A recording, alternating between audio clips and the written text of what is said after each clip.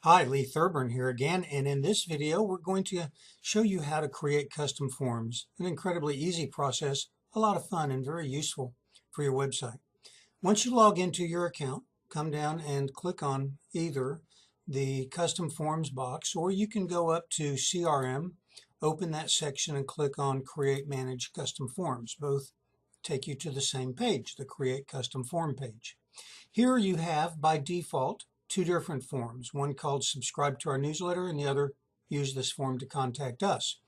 The Use this form to contact us is designed for you to simply copy the code, the short code, and here we go, copy it, and then you go to whatever form page you want to put it on.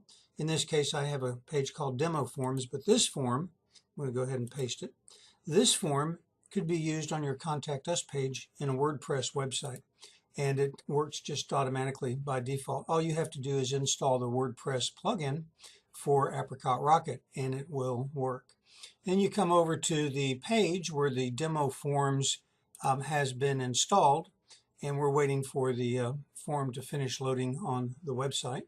And now it's completed loading, so we'll go ahead and refresh this page, and we'll see the form show up under Demo Forms. And there it is. Now this form has not been set to any particular width, so it's taking pretty much the full width of the page, but you can easily adjust the width of a form. I'm going to show you how to do that by going to back to, well, actually Apricot Rocket.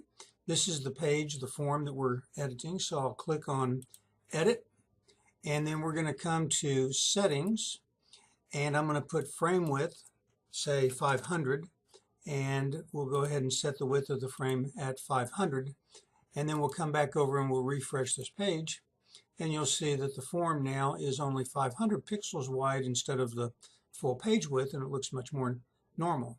You also can see that all the text has been centered. You may not want all of the text centered, so you could come back over to the edit area, go to basic data for that form. You come down in the lower section on the basic data tab, and it says, well, let's see here, custom form display, submit, button text alignment, submit. Here we go, form text alignment, select, we'll go left, go ahead and submit that. And then if we go up here and click refresh, and we'll see that the alignment is now left justified instead of center justified, which in many cases makes a better looking form. Okay, so that's a quick little tutorial on how to edit one of the two default forms that exists in the system. So if I come back to the edit area and I click on Add Edit, that takes us back to the top level menu where you see the two forms, but let's now create a new form. So we're going to create a form, click on Create New Form, and let's give it a name, and we'll just call this My First Form, and we'll come down to the Submit button text area, and we'll just type the word Submit. Oops, I spell it correctly.